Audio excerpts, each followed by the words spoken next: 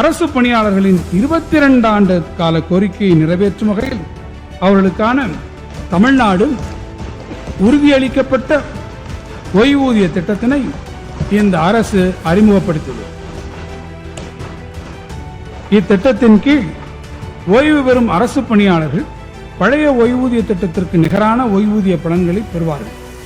அரசு அலுவலரிடையே பெரும் வரவேற்பை பெற்ற இந்த திட்டத்தில் கடைசி மாத ஊதியத்தில் 50% உறுதியளிக்கப்பட்ட மாத ஓய்வூதியம், அரசு அலுவலருக்கு வழங்கப்படுவதற்கு இணையான அகவிலைப்படி உயர்வு, குடும்ப ஓய்வூதியம், குறைந்தபட்ச ஓய்வூதியம், ஓய்வூதியத்தில் ஒரு பகுதியை மொத்தமாக பெறும் வசதி மற்றும் இறப்பு மற்றும் ஓய்வு கால பணிக்கொடை ஆகிய பலன்கள் அடங்கியுள்ளன.